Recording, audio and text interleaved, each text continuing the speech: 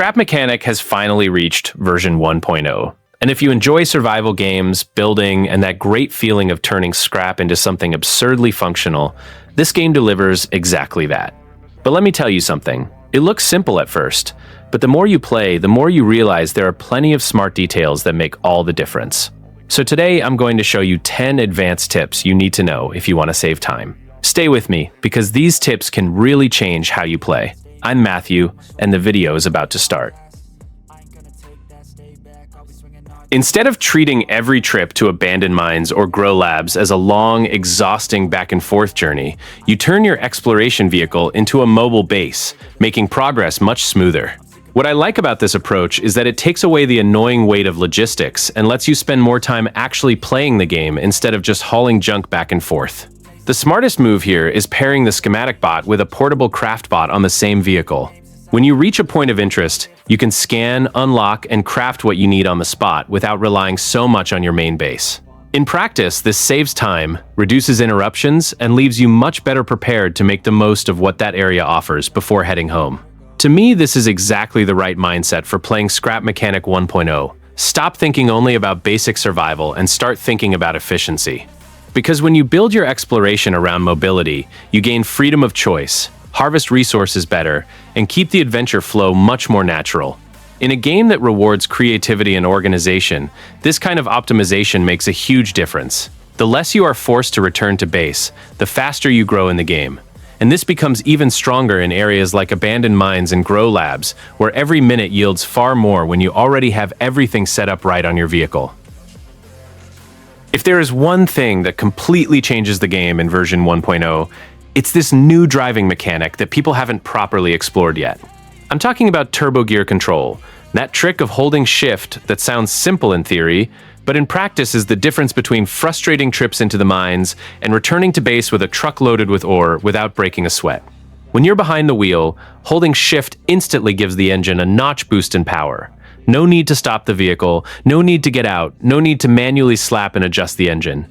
It's a direct, instant push while keeping your hands on the steering wheel. This sounds basic, but understanding the timing is what separates a weekend mechanic from someone who truly masters underground logistics. The ideal scenario for using this turbo gear is precisely when things get tough. Steep ramps inside mines, deep pits your heavy vehicle hesitates to leave, or those moments when you are loaded to the brim with ore and the engine starts chugging. Instead of that dance of getting out, climbing onto the machine, adjusting, testing, and failing, you simply press and hold shift, bump up the power notch, and let the engine do the heavy lifting for you. In my opinion, this is one of those mechanics that looks small on paper, but once you get used to it, you can't play without it. It saves time, avoids headaches, and keeps the mining flow uninterrupted. If you're still hopping out of your vehicle every time to mess with the engine, you're losing precious minutes that could be used to explore deeper and bring back more resources.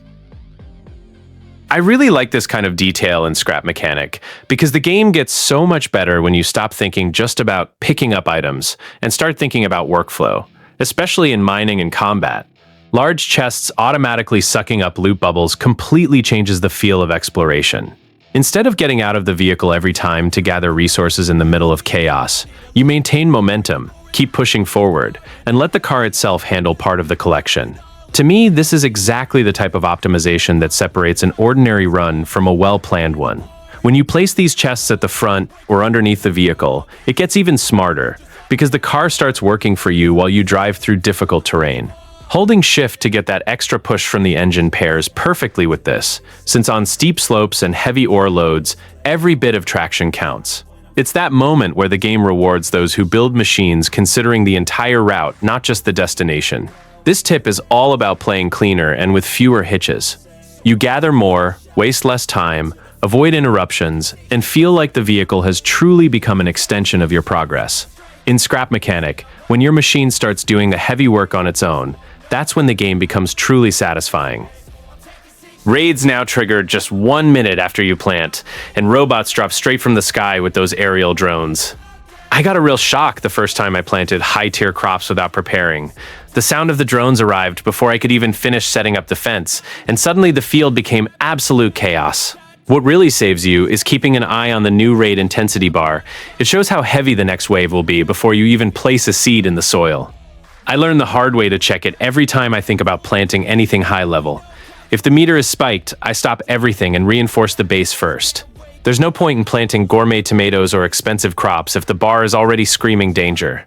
Before risking these top-tier harvests, I always replace weak blocks with high-durability materials and set up automated sensor traps.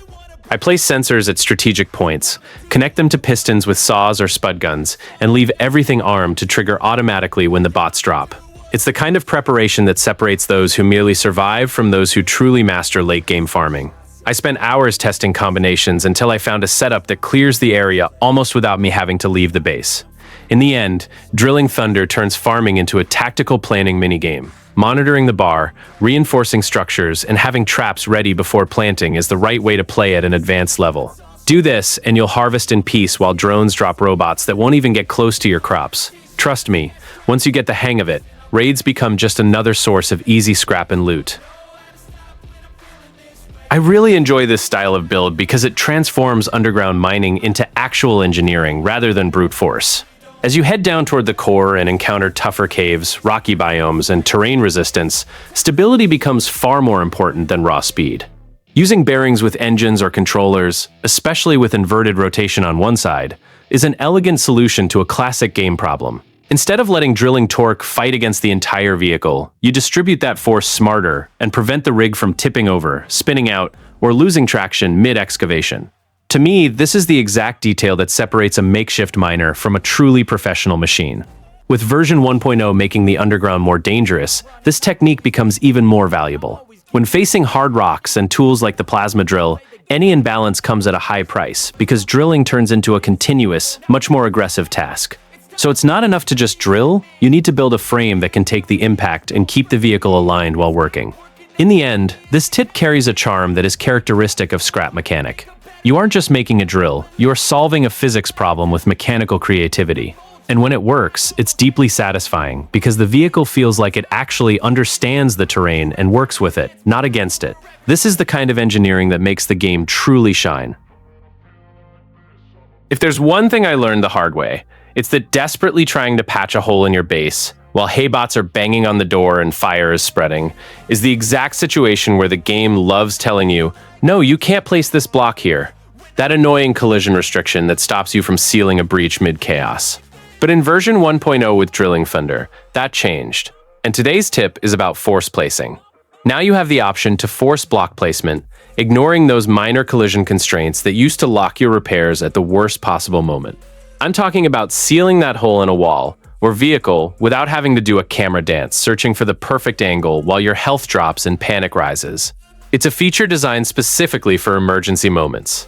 The ideal scenario for this is when everything is literally on fire, base under attack, vehicle damaged in an ambush, or any chaotic situation where you need a quick repair and the game would normally get in your way with collision errors. Instead of dying while trying to fix what broke, you force the block into position and stay alive to fight another day. In my opinion, this is one of those additions that seems small, but in practice save hours of frustration. Scrap Mechanic is a game about creative building, and nothing ruins immersion more than dying because the game didn't let you place a basic block to protect yourself.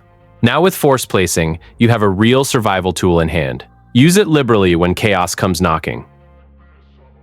Buckets can finally draw fluid directly from water containers, opening up a world of possibilities I hadn't even imagined. I built an automated pumping system right next to a lake, hooked everything up to containers, and now fill them without running back and forth with a bucket in hand. It sounds simple, but when the new fire robots show up and start genuinely torching your base, you'll be glad to have excess water on demand. I learned the hard way that fire now burns for real and isn't the minor nuisance it used to be. The first time one of those bots got near my farm, I lost half my crops and almost the whole workshop because I ran out of water to douse the flames. After that, I started treating water containers as a core part of defense. I keep pumps pulling water from the lake constantly, filling containers, and keeping buckets ready to rapidly refill anti-fire cannons and sprinklers. It's a clever setup that changes late-game survival.